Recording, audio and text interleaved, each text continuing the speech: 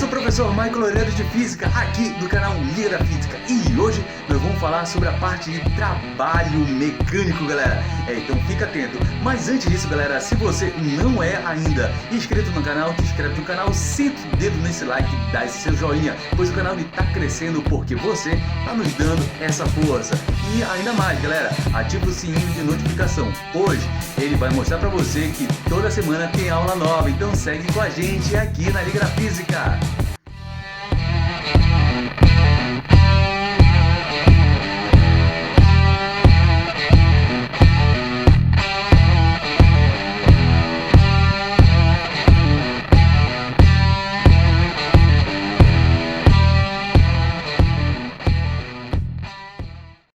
Salve, salve, galera! Você que está ligado aqui no canal Liga da Física, eu sou o professor Maicon Loureiro e hoje nós vamos literalmente trabalhar. Vamos falar sobre a parte de trabalho mecânico, galera. Agora tem um detalhe. Se você ainda não é inscrito no canal, faz o seguinte, te inscreve no canal, dá essa força aí pra gente, senta o dedo nesse like, dá o seu joinha, galera, e ativa o sininho de notificação, pois o canal está crescendo porque você está ajudando a gente e a gente está podendo trazer toda semana aulas cada vez mais dinâmicas para você se preparar para as provas do Enem ou qualquer outro tipo de vestibular que você vai fazer. Ou até mesmo, galera, aquele trabalho de escola, sabe? Então vamos lá, segue comigo aqui na Liga da Física, galera. Bom, quando você vê essa imagem aqui, o que você me diz que haveria de igualdade entre elas? Qual seria a relação de igualdade entre essas imagens? Bom, eu tenho certeza que você deve ter dito que essas quatro imagens indicam aí pessoas que devem estar o quê? Trabalhando, e não está errado. Nós temos a professora, nós temos ali a atendente, né, de caixa, nós temos o marceneiro, o médico, então todos eles estão realmente trabalhando. Mas, ao bem da palavra, aqui o trabalho vai indicar para a gente um ofício, galera, um ofício. Então, nesse caso, para a gente aqui, o trabalho dentro da física, ele tem um outro significado. Por quê? Porque tem muita gente, quando a gente coloca que a gente vai falar sobre trabalho, a primeira coisa que pensa é justamente em um ofício. Não, já quando a gente vai falar sobre a parte do trabalho mecânico, nós vamos verificar que existe uma relação muito direta com as aplicações de leis de Newton. Então, antes, eu vou te pedir uma coisa. Se você ainda não assistiu às aulas sobre a parte de leis de Newton, galera, e suas aplicações, eu vou pedir uma coisinha para você muito importante. Dá uma pausa no vídeo, volta lá na nossa playlist e procura justamente a parte da aula sobre leis de Newton, galera. Isso porque vai ser muito importante, pois nós vamos fazer alguns apontamentos importantes dentro desse assunto chamado de trabalho, beleza? Então vamos seguindo aqui, olha. O que vem ser o trabalho mecânico? Bom, galera, o trabalho mecânico ele passa a ser uma grandeza vetorial, que permite calcular a variação de energia sofrida por um corpo. Bom, e ele também pode ser calculado com o produto entre a força e o deslocamento. Então, para a gente aqui, galera, olha o que acontece. O trabalho, que é simbolizado por uma letrinha grega chamada tal, será o produto de força, deslocamento e cosseno. Porém, galera, às vezes em alguns livros pode aparecer, em vez do tal, um W. Isso porque a gente vai utilizar a palavra em inglês sobre trabalho, que nesse caso é work, né? E a unidade que nós vamos utilizar para o trabalho é joule. Então, olha só. Vamos tirar algumas informações dessa imagem aqui. O que é que nós temos? Nós temos um homem que de repente, né, um amigo nosso aí, que está empurrando seu carro por algum tipo de problema mecânico, ou falta de gasolina, um pneu furado, e ele não estava com o step em dias, então ele vai ter que fazer uma força para poder deslocá-lo. Então, nesse caso, galera, a gente vai perceber que já que ele vai exercer uma força, essa força aqui tem a ver com o quê? Com a segunda lei de Newton, que diz que a força ela é proporcional a quem? A massa vezes a aceleração. E existe uma relação direta entre força e massa. Isso quer dizer o quê? Quanto maior a massa, maior a força. E um outro detalhe. Quando esse nosso amigo ele começa a empurrar o carro, ele vai começar a alterar a inércia desse carro, que nesse caso, essa inércia passa a ser a inércia de repouso. Então, a gente já percebe que existem aplicações diretas sobre as leis de Newton aqui. Lembra quando a gente falou sobre decomposição de força? Porque esse nosso amigo aqui, ele está exercendo, olha, nessa direção, uma força. Então, vamos fazer aqui em vermelho, olha. Ele está fazendo uma força, só que o nosso carrinho aqui ele vai se deslocar, ó, de forma horizontal. Então haverá um ângulo entre a força aplicada e o deslocamento que o nosso carrinho vai sofrer. Por isso que vai aparecer bem aqui, olha, o cosseno. Porém, galera, esse cosseno, nós vamos ver um pouquinho mais à frente, que ele vai poder indicar para a gente qual é o tipo de trabalho que está sendo executado. Beleza? Então vamos seguindo aqui em frente. Uma representação bem interessante para a gente mostrar como aquele nosso cosseno aparece é através desta nossa, olha, imagem. Nós temos aqui uma caixa, por exemplo. Nós vamos ter uma força sendo aplicada para tentar deslocá-la, beleza? E aqui nós vamos ter, ó, a linha horizontal que indicaria o deslocamento do nosso bloquinho. Então, nesse caso, olha lá, vou só trocar bem aqui, nós vamos perceber o seguinte, que entre essa força e essa linha que seria o nosso deslocamento, vai haver bem aqui, olha, um ângulo, beleza? E nesse caso, galera, nós vamos verificar que essa força ela pode ser decomposta em cima dessa linha, como se nós fizéssemos assim, olha, pegássemos, colocássemos bem aqui, ó, essa força que nós vamos chamar justamente de quem? De Fx, beleza? E aí, nesse caso, você que é uma pessoa esperta, como a gente fechou aqui, claro, isso aqui parece para a gente um triângulo que? Retângulo. Então, nós podemos calcular o valor de Fx através de quem? Através de alguma função trigonométrica. Só que nesse caso, o Fx, ele é cateto que? Ele é cateto adjacente. E todo cateto adjacente você trabalha com a função cosseno do ângulo. Então, tem o cosseno do ângulo, ele passa a ser igual a quem? Fx dividido por quem? Por f. E aí, nesse caso, galera, o que vai acontecer? O Fx para a gente pode ser calculado pegando a força que você aplica e multiplicando pelo cosseno do ângulo. Olha, beleza, chegamos aqui a um ponto especial. Por quê? Porque se por definição para a gente o trabalho ele vem ser força vezes o deslocamento, essa nossa força seria justamente sobre o eixo quem? O eixo x. E aí o Fx vale quanto? F vezes cosseno. E aí nós vamos verificar que a nossa equação do trabalho ficaria força vezes cosseno, tá, do ângulo vezes o deslocamento. Mas aí é muito mais fácil a gente escrever dessa forma aqui, olha. Força deslocamento vezes o cosseno do ângulo. Pronto. Então foi dessa forma que aparece a função trigonométrica para a gente. E vale ressaltar que nesse caso, se nós tivermos aqui que esse deslocamento ou esse cosseno estiver valendo 1, e você vai já entender como ele pode ser o valor de 1, nós vamos ter que 1 joule é a quantidade de trabalho realizada por uma força constante de 1 newton ao longo de uma distância de 1 metro e na mesma direção e no mesmo sentido, tá? Então, nesse caso, galera, a gente vai verificar como pode ser 1 newton, também pode ser o quê? Menos 1 newton. E é só que aí nós vamos ter o tipo de trabalho, que é justamente o que nós vamos falar agora. Os tipos de trabalho eles podem ser chamados de positivo ou motor, negativo ou resistente, ou até mesmo o trabalho nulo, galera. Bom, nesse caso, galera, eu quero que você lembre uma coisa. Em especial, se o trabalho é positivo ou motor, ele vai ter no final um valor do trabalho com sinal o quê? Positivo. Resistente ou negativo? Vai ter que aparecer também o negativo entre o produto da força e o deslocamento. Mas o trabalho nulo, nós vamos perceber que força e o deslocamento, eles devem ser, ó, perpendiculares. O que isso quer dizer, galera? É que o ângulo formado será um ângulo de 90 graus. E para a gente, o cosseno de 90 graus vai valer quanto? Exatamente, vai valer zero. Por isso que ele vai ser chamado de nulo. E daqui a pouco eu vou mostrar para você como isso pode acontecer. Tudo bem? Bom, então vamos aqui, olha, para ficar atento, nós temos o trabalho motor, é quando o ângulo, né, que está sendo formado ele vai ser igual a zero, né, maior ou menor, menor ou igual a zero, ou nesse caso, tá?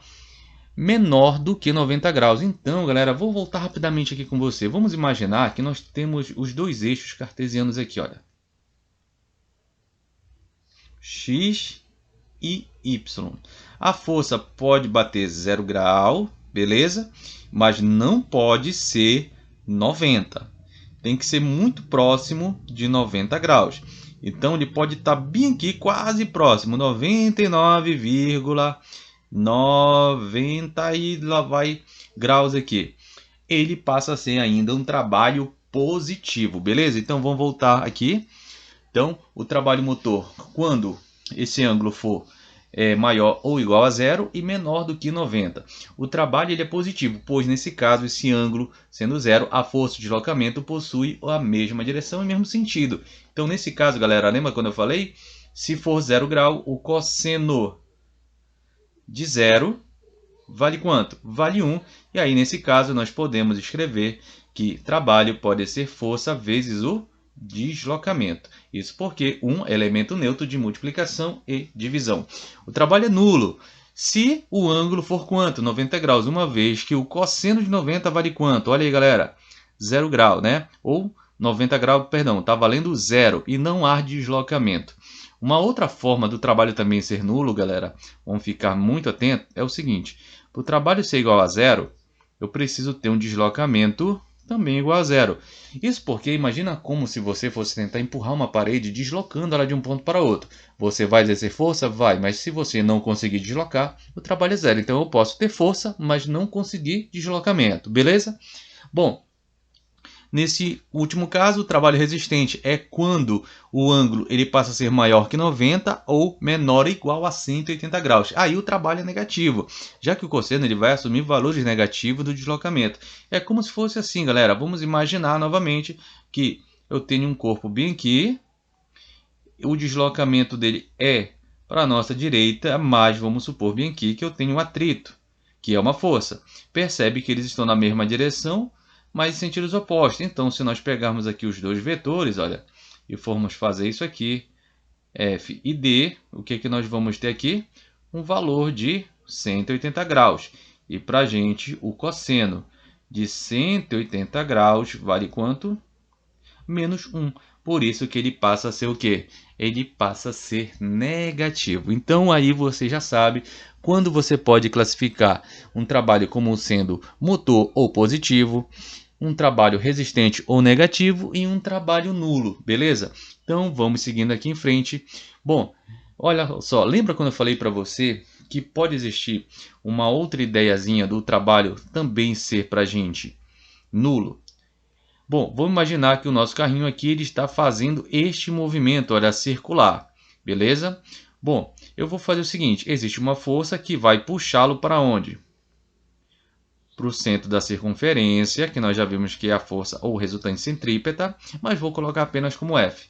Nesse caso, eu passo a ter um vetor bem aqui, que é um vetor velocidade, que coincide com o vetor deslocamento. E aí, se nós prolongarmos aqui, vamos verificar que o deslocamento e a força, nesse caso, eles são perpendiculares, ou seja, estão formando um ângulo de 90 graus. E como nós já vimos, quando isso acontece, o nosso cosseno de 90 graus, isso vale quanto? Vale 0. Então isso quer dizer, galera, para a gente, que no movimento circular, o trabalho ele passa a ser quem? Ele passa a ser 0.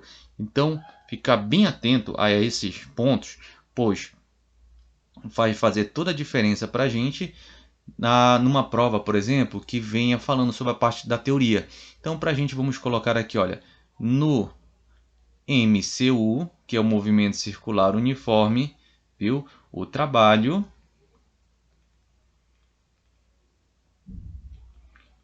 é nulo. Tudo bem?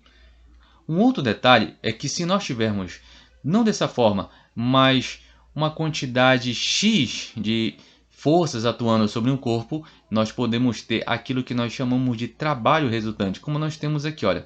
Esse trabalho resultante, ele também pode ser dado para a gente através de quem? Da soma ou somatório do trabalho 1, mais o trabalho 2, mais o trabalho 3, mais N trabalhos que a gente encontrar pelo meio do caminho. Tudo bem, galera? Então isso aqui só se você tiver várias forças atuando sobre um corpo para que ele desloque. Aí você pode calcular qual o valor desse trabalho resultante. Beleza? Bom, galera, seguindo em frente, nós temos o trabalho de uma força variável. Mas primeiro, galera, a gente precisa entender uma coisa, que para calcular o trabalho de uma força constante, a gente utiliza aquela equação que o trabalho é igual a força, deslocamento e o cosseno, como está aqui, olha. Trabalho, força, deslocamento e o cosseno. No entanto, existe uma outra maneira de a gente calcular o trabalho também, utilizando para isso um método gráfico. Exatamente, o método gráfico para a gente também é importante para a gente poder calcular o trabalho. Então, nesse caso a seguir, nós temos um gráfico de uma força constante F em função do deslocamento produzido. O que acontece? Se você observar a área que nós temos aqui, deixa eu mudar de cor aqui na canetinha, quando a gente tem aqui, olha, essa área, toda esta área aqui que a gente está destacando, o valor dessa área vai indicar para a gente quem? Vai indicar para a gente o nosso trabalho. Então, nesse caso aqui, ó, essa área, ela vai indicar justamente o nosso trabalho. Agora, claro, galera, assim como nós temos aqui um retângulo, no qual você pegaria o valor que vai de 0 até D. O valor que nós temos aqui era só multiplicar com o valor que vai de 0 até fx. Isso aqui daria para a gente, essa área daria o trabalho. Ele também pode assumir outras formas. E aí é necessário você lembrar como você calcula determinadas áreas. Nesse caso, como um triângulo, um retângulo, um quadrado, um trapézio, beleza? Então, sempre o formato desta área, a área deste gráfico vai nos fornecer o nosso trabalho. Tudo bem? Um outro detalhe é que nós podemos então agora aplicar essa mesma propriedade que a gente comentou agora, como é no caso da força, né, de módulo variável, para calcular esse trabalho dessa força, uma vez que ela é variável. E a gente vai perceber aqui que nós temos, olha, um triângulo maior, certo? Que é esse aqui, que vai de F1 até D1, e depois, olha, de 0 chega até F2, D2. Nesse caso, esse trabalho vai poder ser calculado, já que ele é variável, através da seguinte forma. Esse trabalho seria a diferença entre a área 1 menos a área 2. Só que vale lembrar que, como nesse caso são triângulos, vou colocar para esse lado, como é que você calcula a área desse triângulo?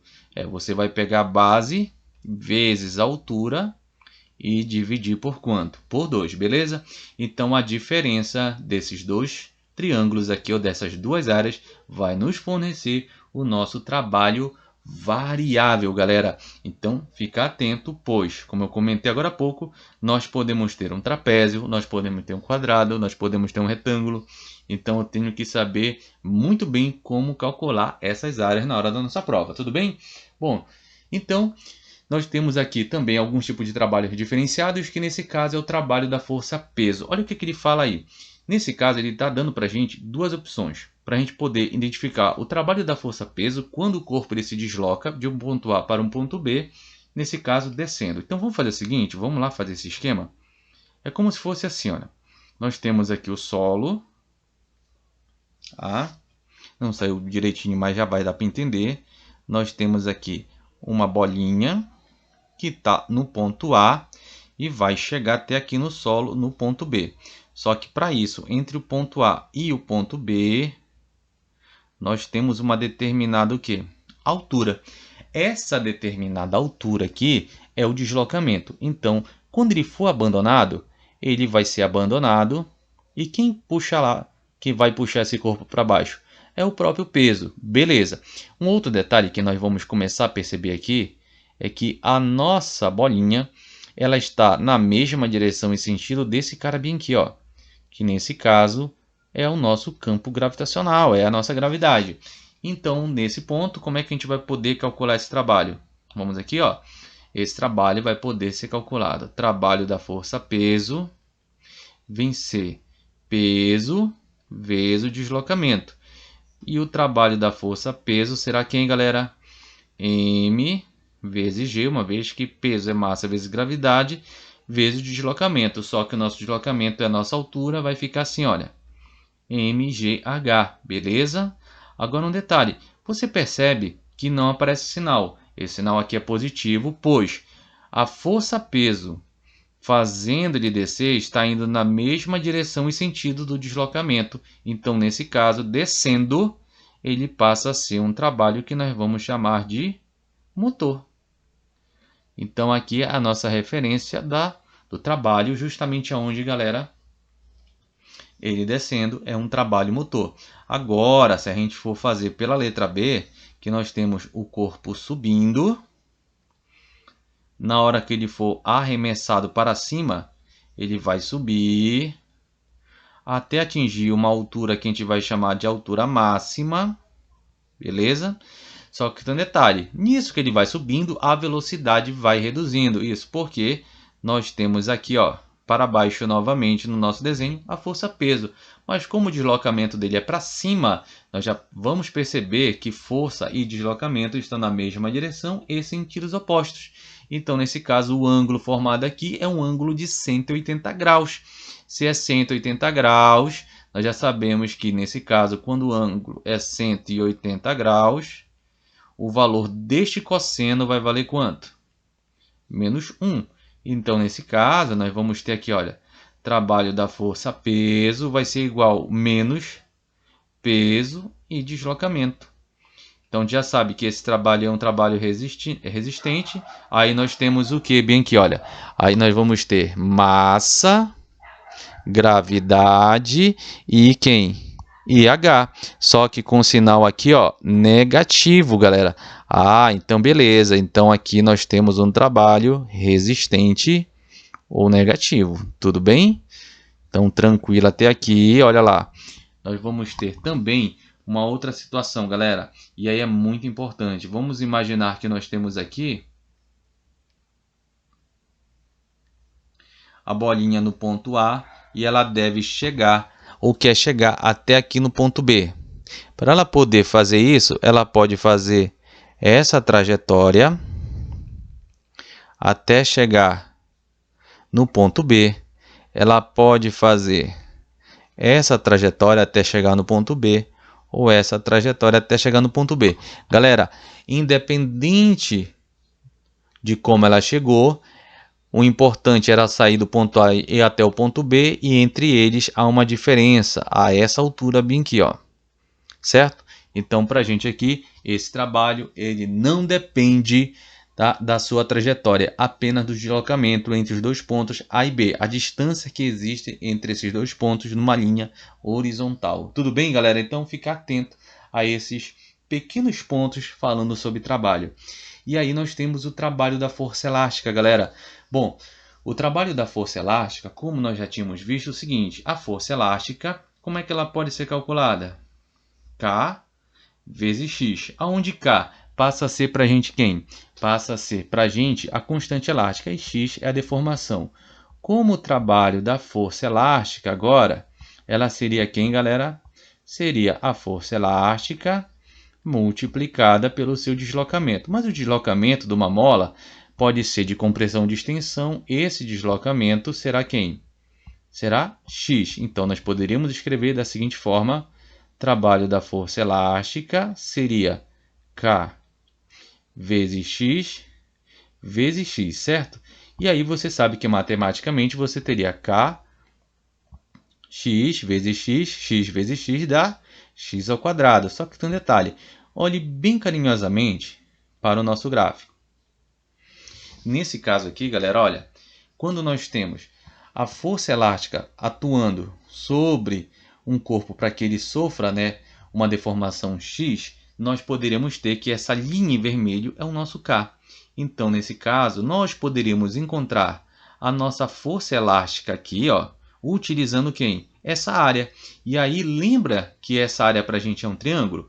Então, como é que a gente poderia calcular a força elástica nesse triângulo? Simples. Pegaremos base vezes altura, coloquei x ali sem querer, dividido por 2. Neste caso, olha como é que ficaria. Nós teríamos aqui K vezes x dividido por 2. E aí, se nós substituirmos aqui, ó, em um desses carinhas aqui, nós vamos encontrar kx ao quadrado, tudo isso dividido por quanto? Por 2. Então, nesse caso, eu acho que você já deve ter percebido que essa equação passa a ser a mesma de quem? Da nossa energia potencial elástica. Então, você começa a perceber que existe uma relação muito importante entre trabalho e energia, beleza?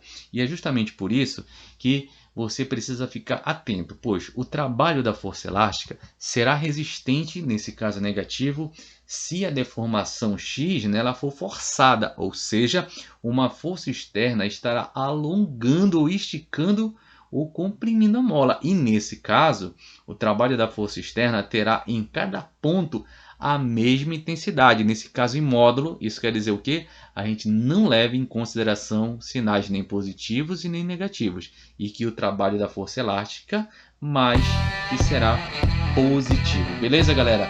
Então, eu espero que você tenha gostado dessa aula e fica ligado aqui no canal Liga da Física. Não esqueça, se você ainda não é inscrito no canal, te inscreve, pois você está dando uma força enorme quando você faz sua inscrição, você compartilha o seu vídeo e também ativa o sininho de notificação, pois toda semana está chegando aula nova para você.